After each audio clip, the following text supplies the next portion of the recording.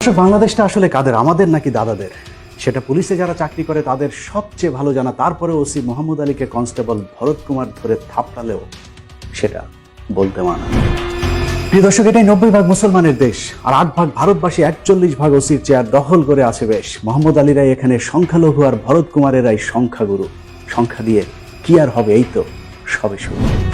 প্রিয় দর্শক, এভাবেই চলছে বাংলাদেশ পুলিশ। এটাকে এখন আর ভারতীয় বাহিনী বললে ভুল হবে না, কারণ এই বাহিনী এখন আর শেখ হাসিনার কথায় চলে না। এখানে রায় সিধু চামার কুমারদের দাপটের দাড়ি টুপিওয়ালারা খুবই অসহায়। সব সময় তাদের মনে ভয় থাকে কখন যেন চাকরিটা যায়। বাংলাদেশ পুলিশকে নিয়ে গভীর ষড়যন্ত্র নিয়ে আমাদের আজকের অনুসন্ধান। সাথে আছে আমি ইলিয়াস হুসাইন।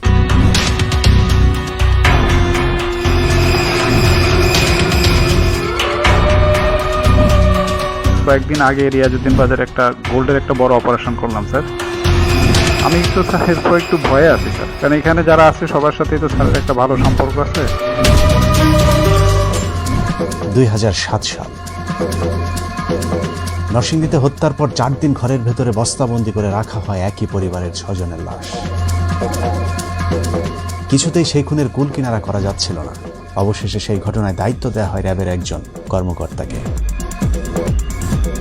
দায়িত্ব পেয়ে দুদিনের মধ্যে ঢাকা, কিশোরগঞ্জ, ভৈরবে অভিযান চালিয়ে মূল হত্যাকারী বীরু সহ অন্যান্য আসামিদের গ্রেফতার করতে সামর্থ্য হন র্যাবের ওই কর্মকর্তা। 2008 সাল, চট্টগ্রাম জেলার কোতোয়ালী জোনের সহকারী পুলিশ কমিশনার হিসেবে যোগ দেন র্যাবের ওই কর্মকর্তা।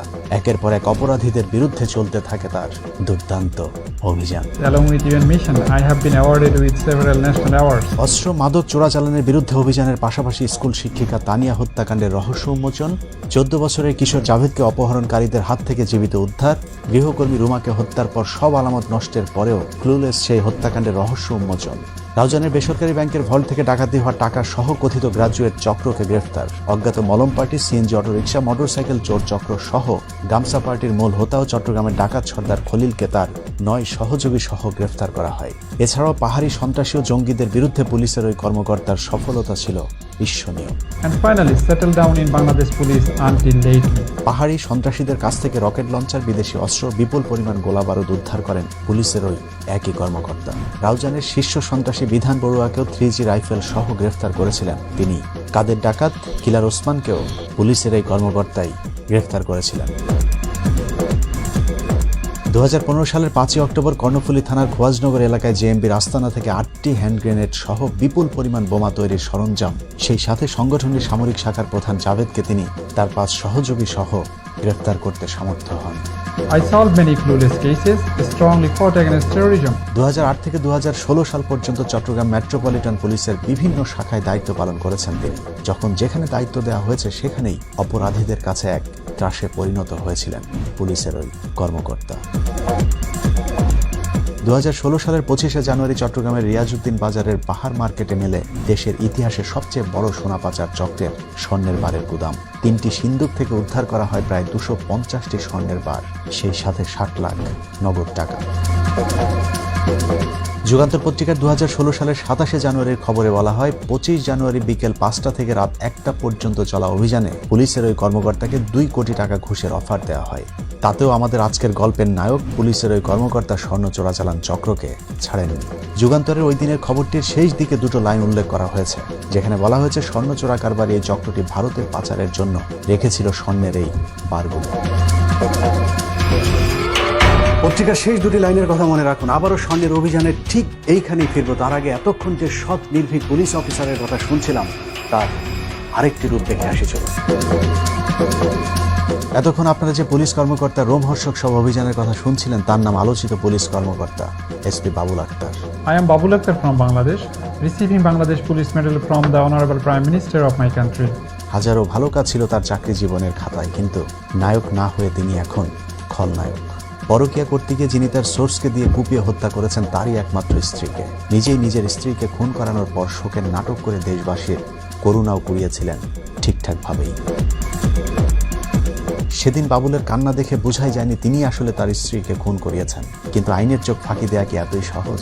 5 বছর পরে হলেও বাবুল আক্তারের শ্বশুর বুঝতে পেরেছেন বাবুলই খুন করিয়েছেন তার মেয়েকে। বাবুলের বিরুদ্ধে তিনি মামলা করেছেন।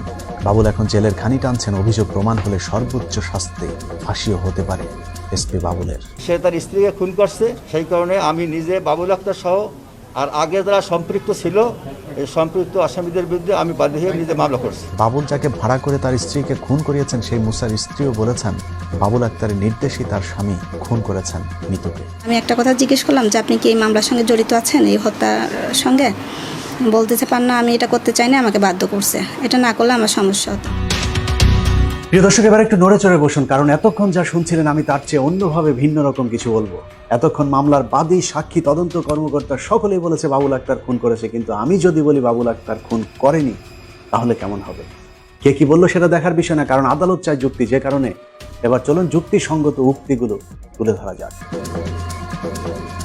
একটা সময় ছিল বাবুলকে তার শ্বশুর শাশুড়ি নিজের ছেলের মতো ভালোবাসত। এমনকি বাবুল আক্তারকে যখন প্রথম ফাঁসানোর জন্য চেষ্টা করা হচ্ছিল তখন বাবুল সম্পর্কে তার শাশুড়ি 2016 সালের 30 জুন দৈনিক প্রথম আলো পত্রিকায় একটি সাক্ষাৎকার দিয়েছিলেন, যেখানে তিনি বলেছিলেন, আমি বিশ্বাস করি না বাবুল আক্তার আমার মেয়েকে খুন করেছে কিংবা নির্দেশ দিয়েছে। ওর বয়স যখন 11 বছর তখন থেকে আমি তাকে চিনি। সেই সময় আমার মেয়ের বয়স ছিল মাত্র 2 বছর। তিনি আরো বলেন, আমার সবচেয়ে বড় কষ্ট আমার মেয়েটা চলে গেল, এরপর তোরা আমার জামাইকে পেঁচাইলি কেন? বাবুল একটা ফেরেশতা, ওরা আমার মেয়ের জামাইরে নিয়ে আজে বাজে কথা বলছে। আমার ছেলে নেই, ওকে আমরা ছেলের মতো দেখি।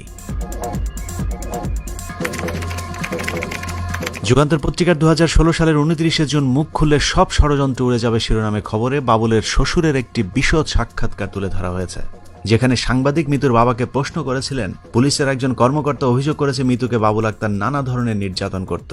সাংবাদিকের প্রশ্নের উত্তরে বাবুল আক্তারের শ্বশুর উত্তেজিত হয়ে বলেছেন যে কর্মকর্তা বলেছে তার বাড়িতে গিয়ে খবর নেন আর বাবুল আক্তারের বাড়িতে গিয়ে খোঁজ নিয়ে দেখেন, তাহলেই বুঝবেন বাবুল আক্তার একজন সৎ অফিসার ছিলেন। আমরা তাকে নিয়ে গর্বিত। সাংবাদিকের প্রশ্ন ছিল, বাবুল আক্তারের সাথে মিতুর দাম্পত্য জীবন কি খারাপ যাচ্ছিল? উত্তরে তার শ্বশুর বলেন, মোটেও না। তাদের মধ্যে একদিনের জন্য কোনো ঝগড়া হয়েছে বলে শুনিনি। আর যদি আমার মেয়ের সংসারে কোনো ঝামেলা থাকতো তাহলে তো সেটা আমাদের অবশ্যই বলতো। কই, সে তো কখনই বাবুলের বিরুদ্ধে কোনো অভিযোগ করেনি। এখন মেয়ের বিরুদ্ধে অশান্তির খবর কোথা থেকে আসলো? সাংবাদিক জিজ্ঞেস করেন, তথ্য এসেছে তার সোর্সকে দিয়ে মিতুকে খুন করিয়েছেন। উত্তরে তিনি বলেন, তর্কের খাতিরে যদি আপনার কথা সত্যি বলেও ধরে নেই তারপরেও বিষয়টি অসঙ্গতিপূর্ণ, কারণ বাবুল একজন দক্ষ পুলিশ অফিসার। সে নিজেই অন্তত 60টি হত্যা মামলা তদন্ত করেছে। তাই সে যদি তার স্ত্রীকে খুন করেও থাকে তাহলে সে কেন তার ঘনিষ্ঠ সোর্সকে ব্যবহার করবে? তার এতটুকু কাণ্ডজ্ঞানও কি নেই? তাছাড়া কোনো পিতা কি তার শিশু সন্তানের সামনে স্ত্রীকে খুন করাবে? একজন পুলিশের সদস্য হিসাবে এতটুকু বলতে পারি, বাবুল যদি এই খুন করত তাহলে তার মধ্যে অস্বাভাবিক আচরণ লক্ষ্য করা যেত। সে তাহলে আমার বাসায় এভাবে বসে থাকতে পারত না। এছাড়া বাবুল আক্তারের বিরুদ্ধে পরকীয়া সহ প্রতিটি অভিযোগে বাবুল আক্তারের পক্ষেই কথা বলেছেন তার শ্বশুর। 5 জুন 2021 তারিখের সমকাল পত্রিকায় মিতু হত্যার প্রধান আসামি কামরুল ইসলাম মুসার স্ত্রী পান্নার 31 মে 2021 তারিখে আদালতে দেয়া একটি জবানবন্দি তুলে ধরা হয়েছে, যেখানে পান্না দাবি করেছেন তার স্বামীর সাথে বাবুল আক্তারের ঘনিষ্ঠ সম্পর্ক ছিল। হত্যার আগের দিন সন্ধ্যায় বাবুল আক্তারের সাথে কিছু লোক আসেন যাদেরকে তিনি চেনেন না, তবে বাসায় আসার পর ওই রাতে তাদেরকে তার বাসায় থাকতে দেন। এবার চলুন 2016 সালে মুসার স্ত্রী পান্না কি বলেছিল সেটা দেখা যাক। বিডি নিউজ 24-এর 4 জুলাই মুসাকে আদালতে তোলার দাবি শিরোনামের সংবাদে পান্না বলেছিলেন, আমরা ফ্যামিলি বাসায় থাকি, 3 রুমের বাসায় 1 রুমে 2 ছেলে, 1 রুমে আমরা, এবং একই সাথে ড্রয়িং ও ডাইনিং রুম। সেখানে বাইরের লোক থাকার কোনো সুযোগ নেই। মুসার স্ত্রী পান্না তার জবানবন্দিতে আরও বলেছেন, 2016 সালের জুন মাসের 19 বা 20 তারিখে মুসা ফোনে কাউকে বলেন, স্যার আমি তো এটা করতে চাইনি, আমার পরিবারের কিছু হলে পুলিশের কাছে মুখ খুলব। তখন পান্না আক্তার তার স্বামীকে জিজ্ঞেস করেছিলেন কে ফোন করেছিল। মুসা জানান বাবুল আক্তার। তখন পান্না তার স্বামীর কাছে জানতে চান মিতু হত্যার সাথে মুসা জড়িত কিনা।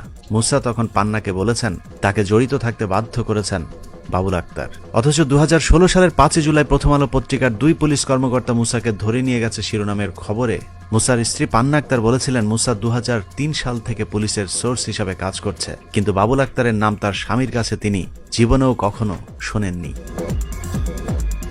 অনুসন্ধানের শুরুতে আমরা মুসার স্ত্রী পান্নার সাথে কথা বলি। প্রশ্ন ছিল, 5 বছরের ব্যবধানে বক্তব্যগুলো কেন পাল্টে ফেললেন?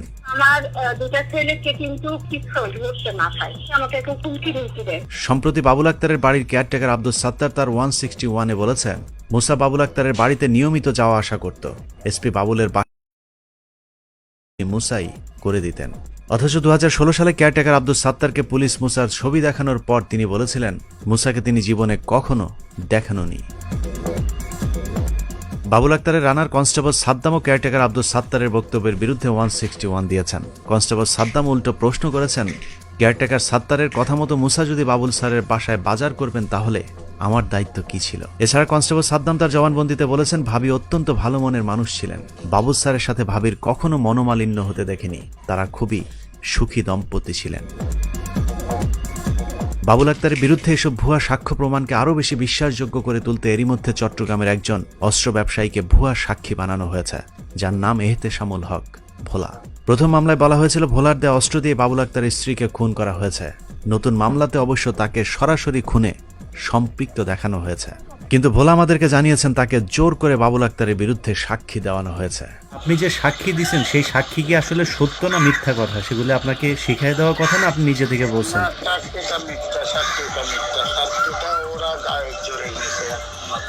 আপনাকে আমি কি বুঝাবো, বাংলাদেশে ওরা যেটা চায় এটা স্বাধীন হয়ে যায় না ভাই।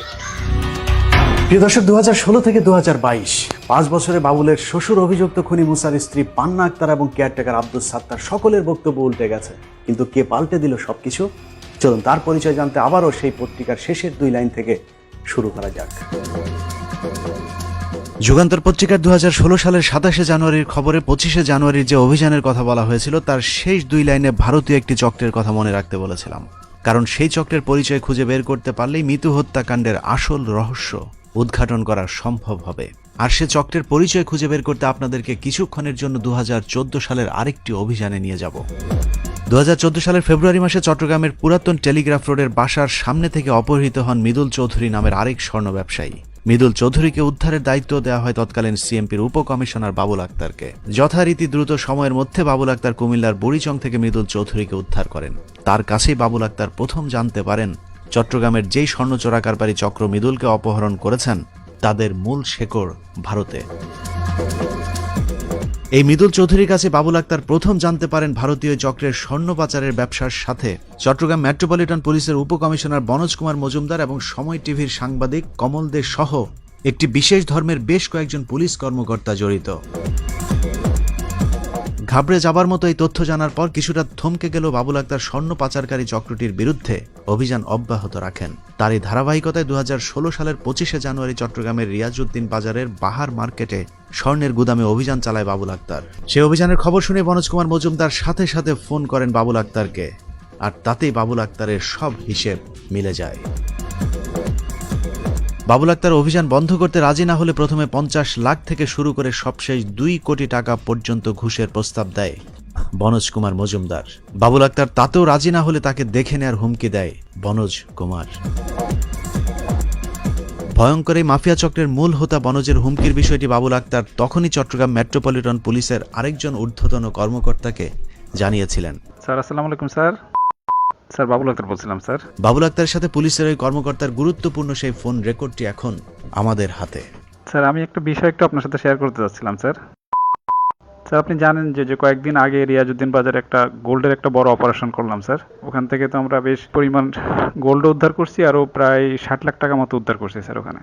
স্যার তো আমি ওখানে স্পটে থাকতে স্যার বনোজ স্যার আমাকে ফোন করছিলেন, ফোন করে বললেন যে বাবুল ওইখান থেকে ফিরে আসেন। তো তখন তো স্যার ওইখানে অনেক লোকজন হয়ে গেছে, তারপরে সবাই আসছে, আমাদের অফিসাররা আছে। আমি বলছি যে স্যার এখান থেকে তো ফেরা সম্ভব না। স্যার তখন বললেন যে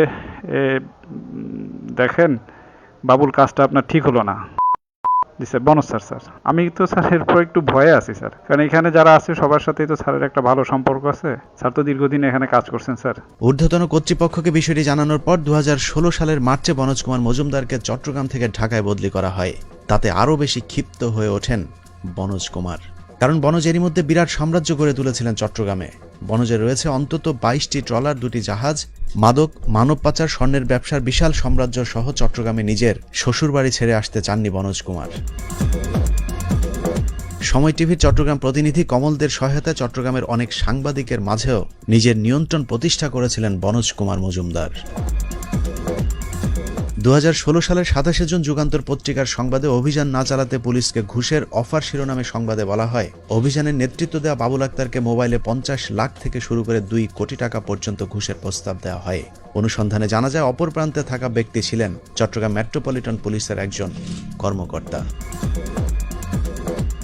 যুগান্তরের পরের দিনের নিউজে বিষয়টি আরেকটু পরিষ্কার করা হয়েছে, যেখানে বলা হয়েছে পুলিশের ভেতরেই বাবুল আক্তারের আরেকটি প্রতিপক্ষ ছিল যাদের ব্যাপারে অনুসন্ধান চলছে, কিন্তু পরবর্তীতে সেই অনুসন্ধান আর হয়নি। সংবাদটির শেষের দিকে বলা হয়, বাবুল আক্তারের অভিযানে পুলিশের ঊর্ধ্বতন কর্মকর্তাদের মাসোহারা বন্ধ হয়ে যাচ্ছিল। বিশেষ করে ওই সময় চট্টগ্রাম মেট্রোপলিটন পুলিশের ঊর্ধ্বতন এক কর্মকর্তা বাবুল আক্তারের উপর চরমভাবে ক্ষুব্ধ হন। যুগান্তর পত্রিকার 2016 সালের জুনের 28 তারিখে বাবুল আক্তারের শত্রুপক্ষকে নিয়ে চলছে সন্ধান শিরোনামে আরেকটি সংবাদে বলা হয়, বাবুল আক্তার ঊর্ধ্বতন ওই কর্মকর্তার এ ধরনের অনৈতিক হস্তক্ষেপের বিষয়ে সিএমপির ঊর্ধ্বতন কর্তৃপক্ষের কাছে অভিযোগ করলে ঘটনার 2 মাসের মাথায় 31শে মার্চ অভিযুক্ত কর্মকর্তাকে পুলিশের অপর একটি ইউনিটে বদলি করা হয়, আর তাতেই দ্বন্দ্ব প্রকাশ্যে রূপ নেয়। 2016 সালের 31শে মার্চ যাকে চট্টগ্রাম থেকে পুলিশের বিশেষ একটি ইউনিটে বদলি করা হয় তিনি বনোজ কুমার মজুমদার, যদিও পত্রিকাটিতে রহস্যজনকভাবে তার নাম এড়িয়ে যাওয়া হয়েছে। প্রতিটি সংবাদেই দেখা যায় একজন ঊর্ধ্বতন পুলিশ কর্মকর্তার কথা বলা হয়েছে, কিন্তু কৌশলে তার নাম এড়িয়ে যাওয়া হয়েছে। অথচ বাবুল আক্তার প্রতিটি সংবাদ মাধ্যমকেই বনোজ কুমারের নাম উল্লেখ করে অভিযোগ করেছিলেন। আমাদের অনুসন্ধান মঞ্চে বনোজের নাম গোপন রাখতে বেশ কয়েকজন সাংবাদিককে ম্যানেজ করেছে সময় টিভির সাংবাদিক কমল দে। সাংবাদিকদের এ ধরনের আচরণে বাবুল আক্তার আরও বেশি ভয় পেয়ে যান, যে কারণেই তিনি চট্টগ্রাম মেট্রোপলিটন থেকে আবারও র্যাবে ফেরত যেতে চেয়েছিলেন।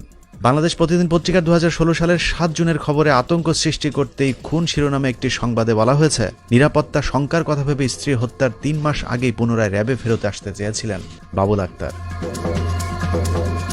2016 সালের 28শে জুন যুগান্তর পত্রিকার খবরে নাম প্রকাশে অনিচ্ছুক একজন ঊর্ধ্বতন কর্মকর্তার বক্তব্য তুলে ধরা হয়েছে, যেখানে তিনি বলেছেন এসপি বাবুল আক্তার অনেক আগেই ষড়যন্ত্রকারীদের টার্গেটে পরিণত হন, তবে তাকে দুর্বল করতে তার পরিবারের উপর পরিকল্পিতভাবে হামলা চালানো হয়েছে বলেও ধারণা করেন ওই কর্মকর্তা। একই সঙ্গে তিনি বলেন ষড়যন্ত্রকারীরা প্রচণ্ড প্রতাপশালী, যে কারণে প্রকৃত ঘটনা আদৌ তদন্তে আসবে কিনা তা নিয়ে যথেষ্ট সংশয় রয়েছে। প্রতাপশালী সেই চক্রটি মিতু হত্যার আগে বাবুল আক্তারকে হত্যার চেষ্টা চালিয়েছিল। দুবার বাবুল আক্তারের গাড়ি লক্ষ্য করে গুলির ঘটনাও ঘটেছে। 2014 সালের 18 মার্চ বাবুল আক্তার তার ব্যক্তিগত এবং পারিবারিক নিরাপত্তার আশঙ্কা জানিয়ে থানায় যে সাধারণ ডায়েরিটি করেছিলেন সেটিও এখন আমাদের হাতে। মাহমুদা খানম মিতু খুন হবার 6 মাস আগে তার মায়ের কাছে বাবুলকে হত্যার হুমকির বিষয়টি জানিয়েছিলেন। আম্মা বাবুকে হুমকি দিয়েছে, কি বলছে তা বলতে পারবো না, বলছে আম্মা বাবুকে হুমকি দিয়েছে। প্রিয় দর্শক, মিতু যে স্বামীর খুনের ভয়ে দুশ্চিন্তা করতেন, সেই স্বামী এখন তার খুনের আসামি। মাহমুদা খানম মিতুকে বাবুল আক্তার খুন করেছে এটা এখন সবাই জানে, তবে সবচেয়ে বেশি তথ্য প্রমাণ যার কাছে রয়েছে তিনি নবগঠিত পুলিশ ব্যুরো অফ ইনভেস্টিগেশন শাখার প্রধান বনোজ কুমার মজুমদার। পুলিশের এই শাখায় বনোজ বললে 2-2 4, আবার 2-2 6ও হয়। তদন্তের নামে 9-6 করা পুলিশের এই শাখাটিতে বনোজ কুমার মুকুটহীন এক সম্রাট।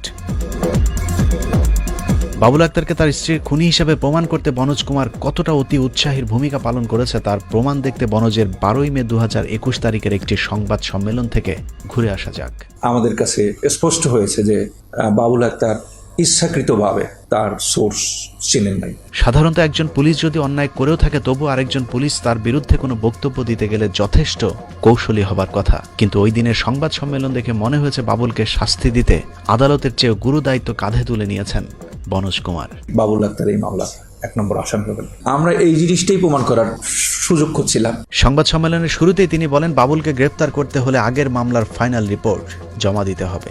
মামলার বাদী জনাব বাবুল আক্তারকে যদি অ্যারেস্ট করতে হয়, টেকনিক্যালি এটি হলো যে মামলাটিতে তিনি বাদী ছিলেন সেই মামলাটি ফাইনাল রিপোর্ট দিতে হবে। আইন অনুযায়ী পিবিআই যদি এই মামলার তদন্তে বাবুল আক্তারের সংশ্লিষ্টতা পেয়েও থাকে সেটা তাদের প্রতিবেদনে উল্লেখ করবে এবং প্রতিবেদন আদালতে দাখিল করবে। একটি মামলার তদন্তকারী সংস্থার দায়িত্ব এখানেই শেষ।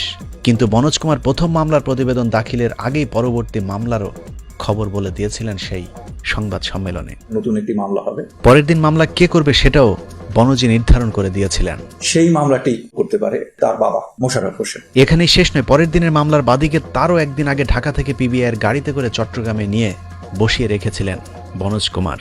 আমাদের পিবিআইয়ের গাড়িতে তাকে নিয়ে যাওয়া হয়েছে, তিনি ওখানে আছেন এবং উনি মামলা এফআইআর তৈরি করেছেন। ফাইনাল রিপোর্টটি জমা হওয়ার কিছুক্ষণ পর 5 লাখ থানায় নতুন মামলা হবে। যখনই এই মামলাটি দায়ের করা হবে, সে 1 নম্বর আসামি হবেন, তখনই বাবুল আক্তার গ্রেপ্তার হবেন। বাবুলের শ্বশুরও জানিয়েছেন জামাইয়ের বিরুদ্ধে মামলা করতে তাকে সবচেয়ে বেশি সহযোগিতা করেছেন বনোজ কুমার মজুমদার।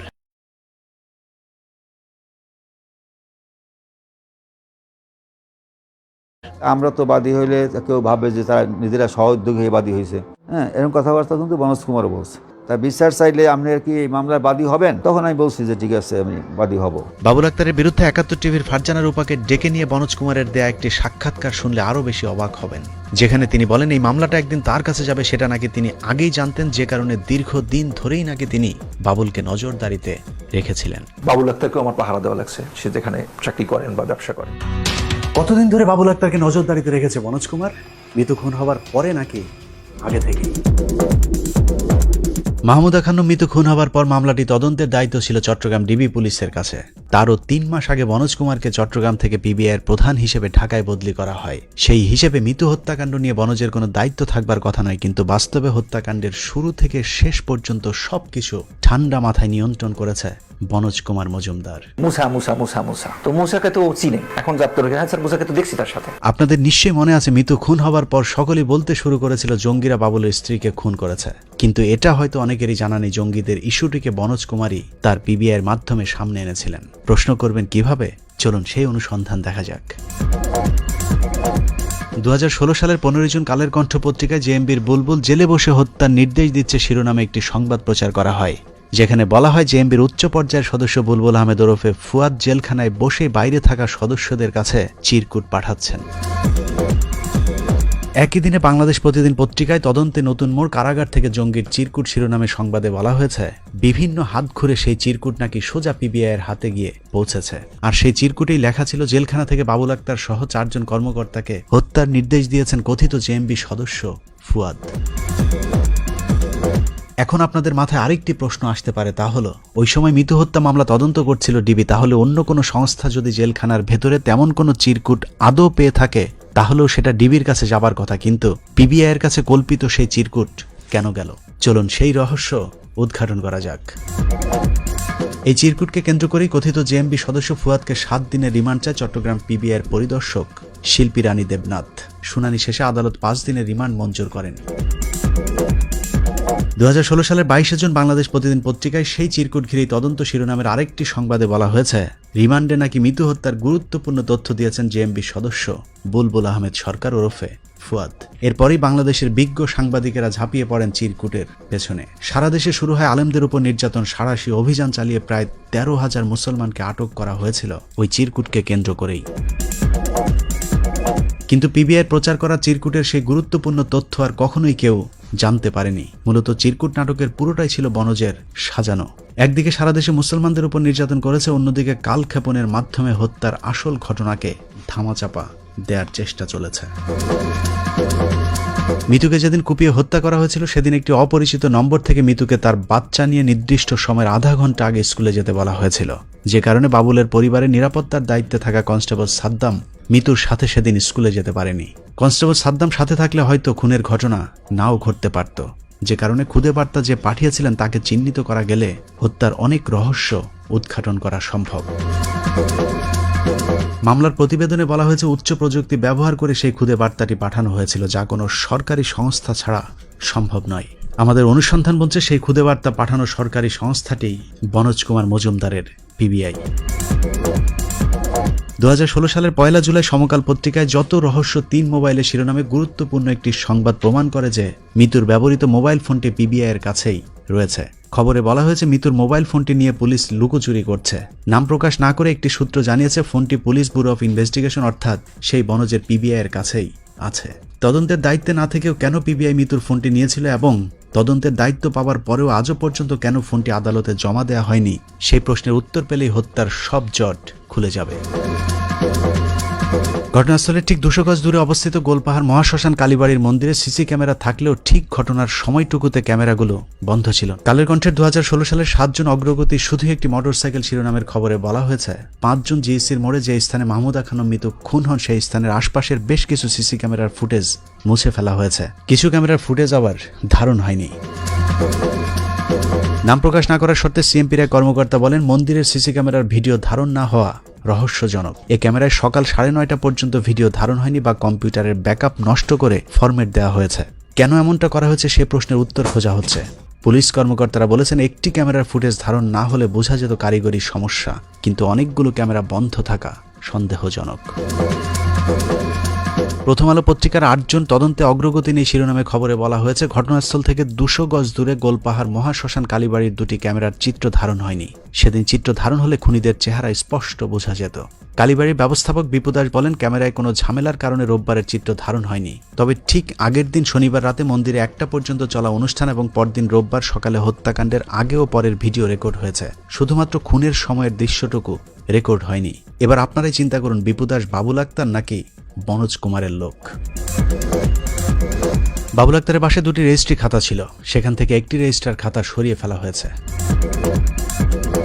এ মামলায় মোট 85 জনের 161 ধারায় সাক্ষ্য নেওয়া হলেও এখন মাত্র 53 জনের সাক্ষ্য আদালতে উপস্থাপন করা হচ্ছে।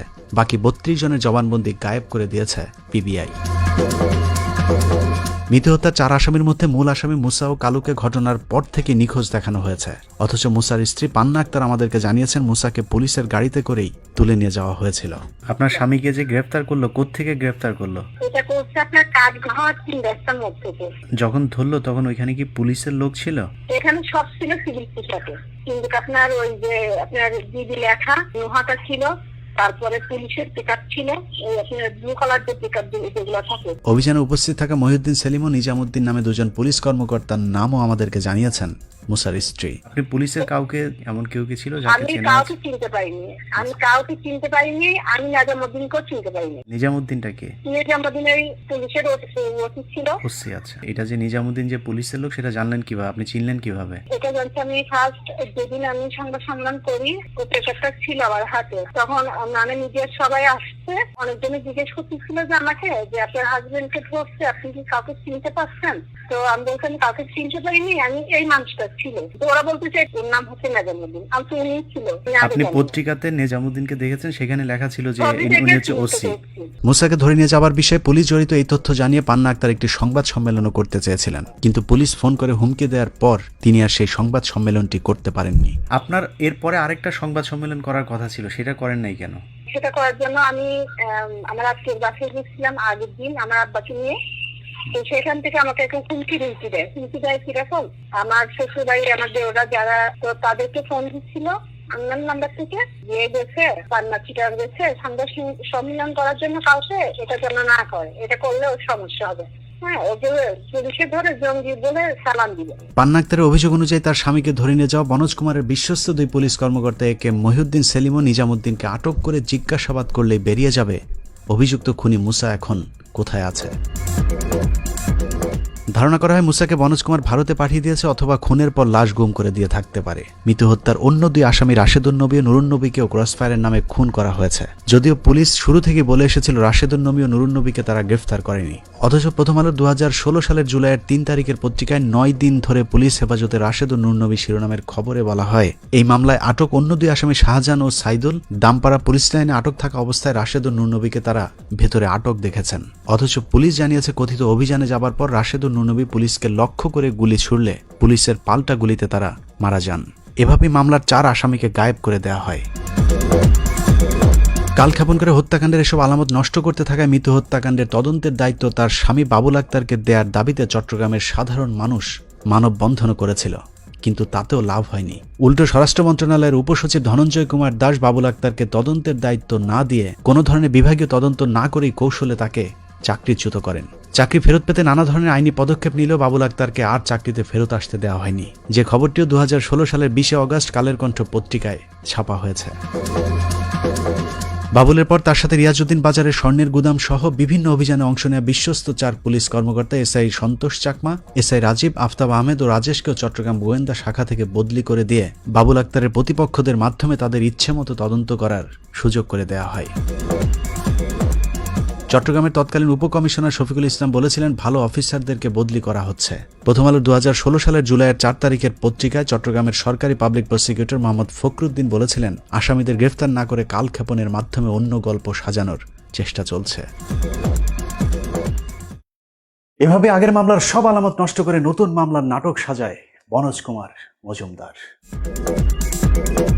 বাবুল আক্তারকে তার স্ত্রী হত্যা মামলায় আসামি করার ক্ষেত্রে পিবিআই প্রধান যে তথ্যগুলো দাঁড় করিয়েছে তার সবগুলোই মিথ্যা বানোয়াট। 12 মে 2021 তারিখের প্রথম আলো পত্রিকায় যে প্রশ্নে আটকে গেলেন বাবুল আক্তার শিরোনামে খবরে সাংবাদিক পিবিআইয়ের এক কর্মকর্তাকে প্রশ্ন করেন, মিতু হত্যায় বাবুল আক্তারের সম্পৃক্ততা নিশ্চিত হলো কি করে। জবাবে কর্মকর্তা বলেন, বাবুলের আর্থিক লেনদেনের তথ্য গিয়ে হত্যাকাণ্ডে তার জড়িত থাকার বিষয়টি পরিষ্কার হয়ে যায়। তারা মূলত 2016 সালে মিতু হত্যার আগে পরে বাবুল আক্তারের আর্থিক লেনদেনের খোঁজ করতে গিয়ে দেখতে পান হত্যাকাণ্ডের 3 দিনের মাথায় বাবুল আক্তার 3 লাখ টাকা খরচ করেছেন। পিবিআইয়ের দাবি, বাবুল আক্তারের ব্যবসায়িক অংশীদার সাইফুল হকের কাছ থেকে লাভের 3 লাখ টাকা চেয়েছিলেন বাবুল। ওই টাকা তিনি নড়াইলের তার আরেক বন্ধু গাজী আল মামুনের কাছে বিকাশে পাঠান।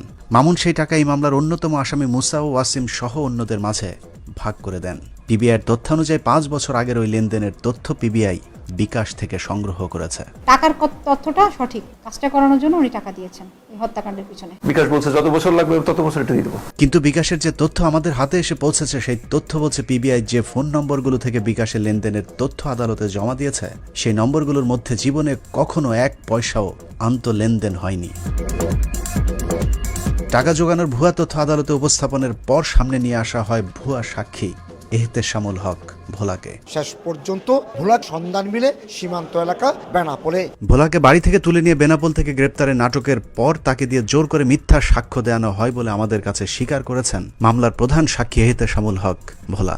আমাকে জিম্মি করে বলে আমার বোন বাচ্চা বউ বাচ্চা জিম্মি করে কোর্টে এগুলো না বললে আমাকে ক্রস ফায়ার দিবে, মারে ফেলবেন, এগুলো তো আমি ঘটনা কিচ্ছুই জানি না। বাবুল আক্তারের সাথে আমার সাথে 5-10 বছর কোনো যোগাযোগই নাই। আমার ওরা যেভাবে লিখে দিচ্ছিল বাবুল আক্তার মানে এই ঘটনায় জড়িত, এসে ওরা যেভাবে লিখে দিচ্ছে এভাবে ম্যাজিস্ট্রেট তো আমাকে জিজ্ঞাসা করে না, এটা কবুল করে লিখে ফেলছে। ভোলার ভিডিও বক্তব্যটি রেকর্ড করার আগে তার সাথে আমাদের টেলিফোনেও কথা হয়েছিল। তখন তিনি জানিয়েছিলেন বানোয়াট সেই জবানবন্দি দিতে ভোলাকে আটকের আগে থেকেই পিবিআই কার্যালয়ে কৃত্রিম আদালত বানিয়ে তাকে প্র্যাকটিস করানো হতো। প্র্যাকটিস সেশনের নেতৃত্ব দিয়েছেন বনোজ কুমারের পরকীয়া প্রেমিকা নাইমা সুলতানা, আর ভিডিও কলে যুক্ত থাকতেন বনোজ কুমার নিজেই। কি শেখানো হয়েছিল আপনাকে? ঘটনায় বাবুল আক্তারি করেছে, যেগুলো রাপ করে দিছে একটা। ওরা কারা? ওরা পিবিআই এর এই গ্রুপটার সাথে কি বনোজ কুমার মজুমদার কি জড়িত আছে কিনা? আপনার কি কখনো সরাসরি ওনার সাথে কথা হয়েছে? কখনো সরাসরি নাম না, ওই সবাই গোল টেবিলে এরকম বোর্ডে বসে তো 10-12 জন অফিসার মোবাইলের কণ্ঠ শোনাচ্ছে আর ওনার আমাকে। কার কণ্ঠ শোনাচ্ছে? বনোজ কুমারের। বনোজ কুমারের আছে। ভ্রান্ত ধারণা দিয়ে ভ্রান্ত কথা বলে কিন্তু এতদিন তদন্তটাকে অন্যদিকে নিয়ে গিয়েছিল। নাইমা সুলতানার বিরুদ্ধে গুরুত্বপূর্ণ পদে পদোন্নতি পেতে বিভিন্ন পুলিশের আইজি ডিআইজির সাথে শারীরিক সম্পর্কের বিষয়টি পুলিশে অনেকটাই ওপেন সিক্রেট। পুলিশে নাইমার অবস্থা অনেকটা যার বউ নেই তার নাইমা আছে এইরকম। চট্টগ্রামে পিবিআই সুপারের চেয়ারে বসতে তিনি বনজের সাথেও শারীরিক সম্পর্কে জড়ান, যে কারণে মৃত্যু হত্যাকাণ্ডের তদন্তে নাইমা এখন বনজের হাতের পুতুল। উনি বলেছেন উনি ঘটনার সাথে সম্পৃক্ত, বাকিটার যে তথ্যগুলো আছে ওগুলো আমরা যাচাই করব। ভুয়া সাক্ষীর মতো ভুয়া আরো অনেক কিছু যুক্ত করা হয় এই মামলায়। মৃত্যু হত্যাকাণ্ডের তদন্ত পিবিআইতে আনার পর বনোজ কুমার বাবুলের বিরুদ্ধে একটি পরকীয়ার ভুয়া নাটক সাজায়। ভুয়া সাক্ষীর মতো বাবুল আক্তারের বিরুদ্ধে পরকীয়ার যে অভিযোগ আনা হয়েছে সেটিও বনোজ কুমারদের সাজানো নাটক, যেখানে বলা হয়েছে জাতিসংঘ মিশনে চট্টগ্রামে কর্মরত একটি প্রজেক্টের কর্মকর্তা গায়ত্রী অমর সিং নামে এক ভারতীয় নারীর সাথে বাবুলের পরকীয়ার সম্পর্ক ছিল। গায়ত্রী অমর সিং নামে বিদেশি এনজিও কর্মকর্তার সাথে পরকীয়া প্রেমে জড়িয়ে পড়েন। ডায়েরি সর্বস্বই নাটকের বাস্তবে কোনো নারীর অস্তিত্ব আজ পর্যন্ত পিবিআই দেখাতে পারেনি, অথচ রহস্যজনকভাবে ওই নারীকে উপহার দেয়া বাবুল আক্তারের একটি ডায়েরি উদ্ধার করে ফেলেছে পিবিআই। এখন প্রশ্ন হলো, পিবিআইকে এই ডায়েরি তাহলে কি বাবুল দিয়েছে নাকি গায়ত্রী? পিবিআই আমার বড় ভাই বাবুল আক্তারকে 10 মে 2021 সালে তার উপর অমানসিক নির্যাতন চালিয়ে বিভিন্ন বইয়ের পাতায় এবং সাদা কাগজে পিবিআই এর বলা কথা লিখতে বাধ্য করে। এগুলো ছিল বনোজ কুমারের সাজানো নাটক এবং বনোজ কুমার অত্যন্ত পরিকল্পিতভাবে বাবুল আক্তারকে এই বিষয়গুলো দিয়ে ফাঁসানোর চেষ্টা করছেন। এছাড়াও বলা হয়েছে একটি মোবাইল নম্বর থেকে গায়ত্রী বাবুল আক্তারকে 29টি SMS পাঠিয়েছিলেন এবং সেই SMS মৃত্যু দেখে ফেলাতেই দুজনের মধ্যে বাগবিতণ্ডা শুরু হয়। বাবুল আক্তারের সাথে গায়ত্রীর একটা রিলেশনের কথা আমরা জানতে পেরেছি, যার জন্য তার সাথে মিতুর একটা ডিসটেন্সটা হয়েছিল। এই ডিসটেন্সের কারণেই কিন্তু এই হত্যাকাণ্ডের উদ্ভব। নাইমা বনোজ গঙ্গেরা মিলে বাবুল আক্তারের বিরুদ্ধে যে কথিত পরকীয়ার নাটক সাজিয়েছে, সেখানে চিত্রনাট্যে কিছুটা ভুল করে ফেলেছেন। পিবিআইয়ের প্রতিবেদনে গায়ত্রীর মোবাইল ফোন থেকে বাবুল আক্তারের বাংলাদেশি নম্বরে যে SMS-গুলোর কথা বলা হয়েছে, ওই সময়টাতে বাবুল আক্তার মিশনে ছিলেন। বনোজ হয়তো সেই তারিখটা ভুল করে ফেলেছেন। উনি মিশনে থাকাকালীন কিভাবে এই SMS দিলেন এটা আমাদের বোধগম্য নয়। আমরা মনে করি এই বিষয়গুলো অত্যন্ত সাজানো একটা বিষয়। তারপরেও যদি কিছুক্ষণের জন্য ধরে নেই বাবুল আক্তার কারোর সাথে পরকীয়া করেছিলেন এবং সেই কারণেই তিনি তার স্ত্রীকে খুন করেছেন, তাহলে বাবুল আক্তার তার প্রেমিকার সাথে থাকার কথা। কিন্তু মিতু হত্যার পর থেকে জেলে যাবার আগ পর্যন্ত 4টি বছর বিয়ে না করে বাবুল আক্তার 2 সন্তানকে নিয়েই ছিলেন। খুব জোরাজুরি করেও বাবুলের শালিকার সাথে বিয়ে করানো যায়নি, যে কারণেই বাবুল আক্তারের বিরুদ্ধে এসব পরকীয়ার অভিযোগকে প্রথমে পাত্তাই দেননি মিতুর পরিবার। আমাদের চাইতো পুলিশ তাকে টার্গেট করতে সবার আগে। পুরো অনুসন্ধানে আমি বারবার একটি জায়গায় গোলক ধাঁধায় পড়েছি, তা হলো বনজ কুমার বাবুলকে ফাঁসাতে চাইলেও বাবুলের শ্বশুর কেন বনজের সাথে যোগ দিলেন। সেই প্রশ্নেরও জবাব দিয়েছেন বাবুল আক্তারের ভাই। বাবুল আক্তারের শ্বশুরবাড়ির লোকজন বাবুল আক্তারকে প্রচণ্ড ভালোবাসতেন। বনজ কুমার মজুমদার এই হাতের লেখা এই SMS এর বিষয়গুলো সামনে এনে তাদেরকে দ্বিধাদ্বন্দ্বের ভিতরে ফেলে দেয় এবং এই দ্বিধাদ্বন্দ্বের কারণেই তারা বাবুল আক্তারকে অবিশ্বাস করে। বাবুল আক্তারের ভাইয়ের কথা অবিশ্বাস করে কিছুক্ষণের জন্য ধরে নিলাম বাবুল আক্তার পরকীয়া করতেন, কিন্তু মিতু হত্যার সাথেও কি তিনি জড়িত? এমন প্রশ্ন হয়তো মিতুর পরিবারের মাথায় এসেছিল। পরকীয়া যদি করেও থাকে, বাবুল কখনই মিতুকে খুন করতে পারে না। কিন্তু বনজ কুমার বাবুল আক্তারের শ্বশুরের ব্রেন ওয়াশ করেছেন মিতুর খুনির সাথে বাবুলের কথিত একটি ফোন রেকর্ডের গুজব ছড়িয়ে, যেখানে বাবুল নাকি খুনিকে বলেছেন, কোপাই লিকেন তোরে কোপাইতে বলছে কে। আলোচিত কোপাকুপির সেই রেকর্ড আজ পর্যন্ত পৃথিবীর কাউকে শোনানো হয়নি। এমনকি আদালতেও তেমন কোনো রেকর্ড কিংবা কোন নাম্বার থেকে বাবুল আক্তার কোপানোর কথা বলেছে তেমন কোনো মোবাইল নম্বরও আদালতে জমা দেওয়া হয়নি। ভুয়া যেই ফোন রেকর্ডের কারণে বাবুল আক্তারের বিরুদ্ধে তার শ্বশুর মামলা করেছেন, তিনিও নাকি সেই রেকর্ড আজ পর্যন্ত শোনেননি। সেই কল রেকর্ডটা কি আপনি নিজে শুনেছেন? এখন প্রশ্ন হলো, তোরে কোপাইতে বলছে কে, এই গুজব সারা দেশে কিভাবে ছড়ালো?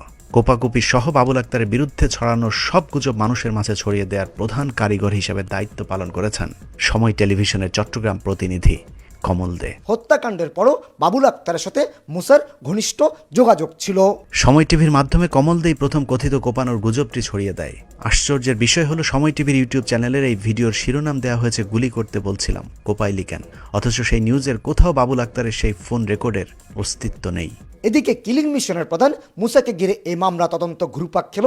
এখন পর্যন্ত আইন শৃঙ্খলা বাহিনী তার অবস্থান নিশ্চিত করতে পারেনি। বাবুলের কোপানোর রেকর্ড না থাকলেও ভুয়া শিরোনাম দিয়ে সময় টিভির মতো একটি জাতীয় টেলিভিশনকে বোকা বানিয়েছে সামান্য একজন আঞ্চলিক প্রতিনিধি। বাবুল আক্তার তার স্ত্রী মিতুকে অনুসরণ করার দায়িত্ব দেন বিশ্বস্ত সোর্স মুসাকে। এটি 23 অগস্ট 2022 সালে সময় টিভির ইউটিউবে আপলোড করা একটি সংবাদ। কমলদের তৈরি করা প্রায় একই ধরনের সংবাদ গেল 2.5 বছরে এর আগেও একাধিকবার প্রচার করেছে টেলিভিশনটি।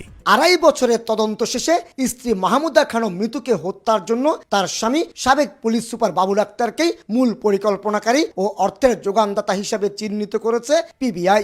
সাধারণত 4-5 বছরের পুরাতন কোনো খুনের ঘটনার বর্ষপূর্তি কিংবা আদালতের কোনো অগ্রগতি হলে সেটার সংবাদ প্রচার করা হয়, কিন্তু কোনো কারণ ছাড়াই 23 অগস্ট কমলদের এই সংবাদটি প্রচার করা সন্দেহজনক। কমল দে, সময় সংবাদ, চট্টগ্রাম। তবে কারণ একটা আছে, তা হলো উচ্চ আদালতে বাবুল আক্তারের জামিনের রুল শুনানির তারিখ নির্ধারিত হতে যাচ্ছে, এমন খবরে পাগল প্রায় বনজ কুমার।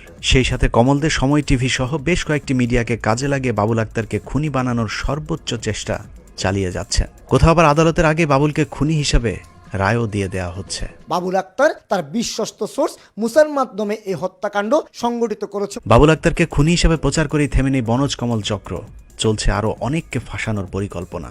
সেই তালিকায় গুরুত্বপূর্ণ দুজন ব্যক্তি হলেন সাবেক আইজিপি শহীদুল হক এবং চট্টগ্রাম মেট্রোপলিটন পুলিশের সাবেক কমিশনার ইকবাল বাহার। এই দুজন পুলিশ কর্মকর্তার বিরুদ্ধে বনজের ক্ষোভের কারণও সেই স্বর্ণের গুদামে অভিযান। তৎকালীন আইজিপি শহীদুল হক এবং সিএমপি কমিশনার দুজনেই ওই ঘটনায় বাবুলের পক্ষ নিয়েছিলেন, যে কারণেই বনজ এখন তাদের উপর চড়েছেন। স্যার আসসালামু আলাইকুম স্যার। স্যার বাবুল আক্তার বলছিলাম স্যার।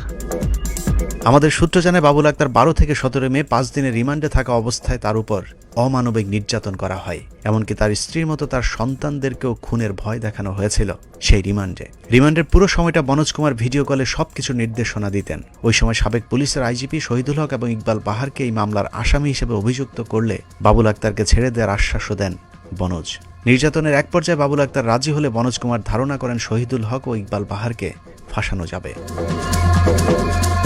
এরই প্রেক্ষিতে সমকাল পত্রিকার 5 জুন 2021 তারিখে মুসার বাইরেও দুজন গুরুত্বপূর্ণ পলাতক ব্যক্তি কারা শিরোনামে খবরে পিবিআই প্রধান বনজ কুমার বলেন, আমরা দুজন গুরুত্বপূর্ণ ব্যক্তিকে খুঁজছি যাদের পেলেই তদন্তে একটা গ্রহণযোগ্য সমাপ্তির দিকে যাবে। তবে এখনই তাদের ব্যাপারে আর বেশি কিছু বলা সম্ভব নয়। যে দুজনকে খোঁজা হচ্ছে তাদের বিষয়টি তদন্তে নতুনভাবে সামনে এসেছে, কিন্তু আদালতে যাবার পর ওই দুই পুলিশ কর্মকর্তার বিরুদ্ধে কোনো সাক্ষ্য না দেয় পরিকল্পনা ভেস্তে যায় বনোজ কুমারের। স্ত্রী হত্যার দায় স্বীকার করে জবানবন্দি দিতে প্রথমে রাজি হলেও শেষ পর্যন্ত জবানবন্দি আমরা চিন্তা করব বাবুল আকারে আরেকবার রিমান্ডে আনার জন্য আমাদের আরো কিছু তথ্য লাগবে ওনার কাছ থেকে। খুনের সাথে সম্পৃক্ত করতে ব্যর্থ হয়ে খুনের মামলায় তদন্তে গাফলতির হাস্যকর অভিযোগ আনা হয় আইজিপির বিরুদ্ধে। 12 মে 2021 তারিখের প্রথম আলো পত্রিকার সংবাদ অনুযায়ী মৃত্যু হত্যাকাণ্ডের রহস্য উন্মোচন না করার ব্যর্থতার অভিযোগে সাবেক আইজিপি যে কোনো সময় আটক হতে পারেন বলে ইঙ্গিত দেওয়া হয়েছে, যার পেছনেও কলকাঠি নেড়েছেন বনোজ কুমার মজুমদার। এ বিষয়ে আমরা কথা বলি সাবেক আইজিপি শহীদুল হকের সাথে। প্রশ্ন ছিল, বনোজ কুমারের আপনার প্রতি এত ক্ষোভের কারণ কি? বাবুল আক্তার এক্সট্রাঅর্ডিনারি সাহসী অফিসার, তাকে যে কাজ দিত যত ঝুঁকি নিয়ে সে কাজ করতো। বনোজের সাথে তো আমার এমন কোনো কিছু বিষয় নিয়ে লাগে নেই, আমার বিরুদ্ধে বলে বলুক, এত কিছু আসে জানা, মিথ্যা তো কখনো প্রতিষ্ঠিত হয় না। অন্যদিকে অভিযুক্ত পুলিশের অন্য কর্মকর্তা ইকবাল বাহার তেমন কিছু না বললেও বিষয়টি গভীরভাবে পর্যবেক্ষণের কথা আমাদেরকে জানিয়েছেন। বনোজ কুমার আপনার নাম সামনে আনার জন্য এই চেষ্টাগুলো কেন করছে আপনার মনে হয়? এটা আমার জানা নাই কি কারণে সে এরকম করতে পারে বা কি। প্রিয় দর্শক, এভাবেই ভারতের প্রয়োজনে ভারতের ইশারায় একদল অখণ্ড ভারতের স্বপ্নে বিভোর অফিসারেরা বাংলাদেশি মুসলমান অফিসারদেরকে শায়েস্তা করছে। কিন্তু মজার বিষয় হলো, এই ইকবাল বাহার আর শহীদুল হকেরা এক সময় গণহারে একটি বিশেষ ধর্মের ভারতীয় নাগরিকদের পর্যন্ত বাংলাদেশ পুলিশে চাকরি দিয়ে গেছেন, আর তারাই এখন তাদের দিকে মুখোশ পাল্টে তারপর ফনা তুলছে ছবল দেওয়ার জন্য। প্রিয় দর্শক, স্বরাষ্ট্র মন্ত্রণালয়ের উপসচিব ধনঞ্জয় কুমার দাসেরা শুধুমাত্র বনোজ কুমারদের কথাই চিন্তা করে, কিন্তু নজিরবিহীন বেনজির আর মনিরুল ইসলামেরাই আমাদের মুসলমানদের সবচেয়ে বড় শত্রু। নিজেদের ব্যক্তি স্বার্থের জন্য আমাদের ভবিষ্যৎ প্রজন্মকে যে এক অন্ধকার অনিশ্চিত ভবিষ্যতের দিকে ঠেলে দিয়ে গেল, সেখান থেকে আবারও আলোর মুখ দেখা সম্ভব কিনা সেটা এখনই বলা অসম্ভব। আল্লাহ হাফেজ।